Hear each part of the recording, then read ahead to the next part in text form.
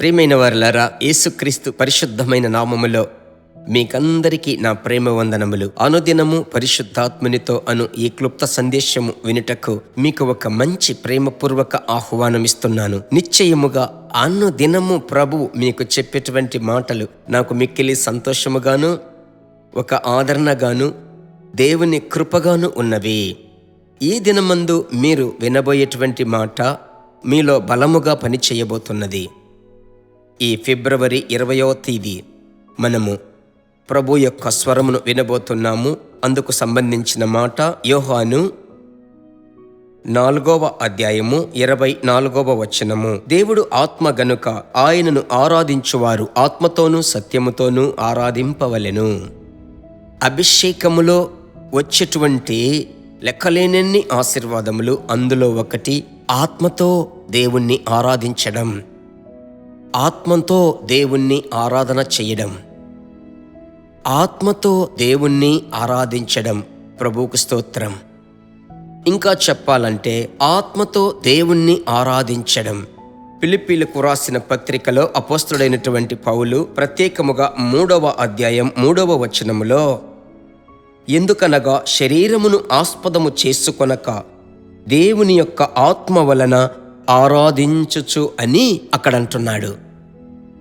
సాధారణముగా సంఘాలలో జరిగేటువంటి ఆ సర్వీస్ తమిళము తెలుగులో ఆరాధన అంటారు. దేవుణ్ణి స్తుతించి పాడి ఆయన్ను మహిమపరచి ఆయనను పొగడడం, అది కూడా ఆరాధన అంటాము.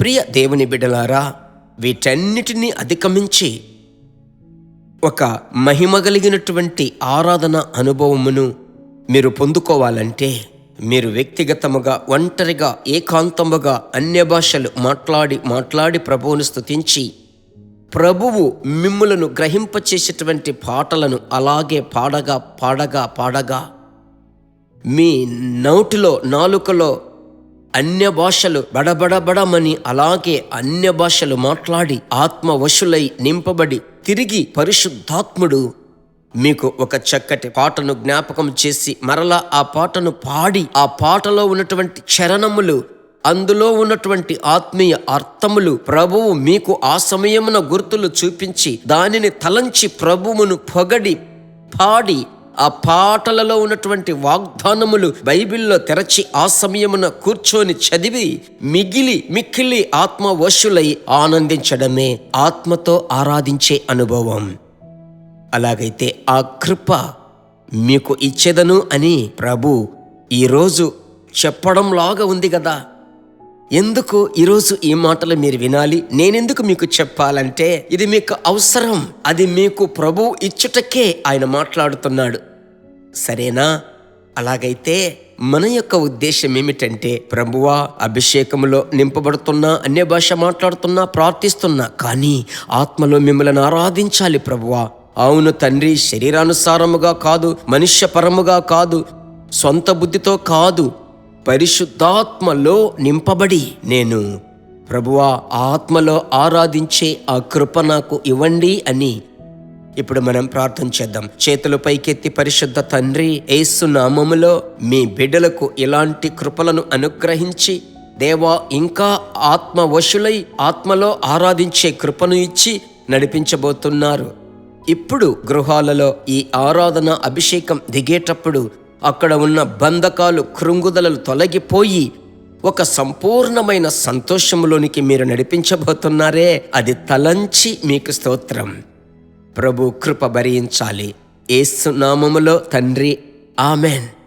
ప్రభు యొక్క మహాకృప మీ మీదికి వచ్చి దిగబోతుంది. ఆమెన్. ఆశతో ఎదురు చూడండి. మీ కుటుంబం మీద దేవుని దయ ఉంటుంది.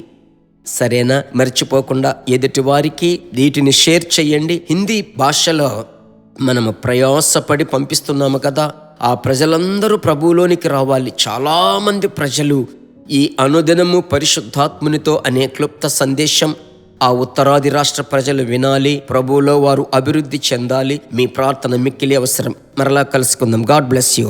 దేవుని బిడ్డలారా, ఈ వర్తమానము మీకు మిక్కిలి ఆశీర్వాదకరముగా ఉందని మేము నమ్ముచున్నాము. ఇంకనూ మా వర్తమానములను విని ప్రభువులు ఆశీర్వదింపబడుటకు జీసస్ మీట్స్ మినిస్ట్రీస్ అను మా యూట్యూబ్ ఛానల్ ను సబ్స్క్రైబ్ చేయండి. మరియు మా ప్రార్థన సహాయముకై మీరు సంప్రదించవలసిన మా ఫోన్ నెంబర్ 9842522836 మరియు 7299546363. Email gpsrobinson@hotmail.com. ప్రభు మిమ్మును ఆశీర్వదించునుగాక.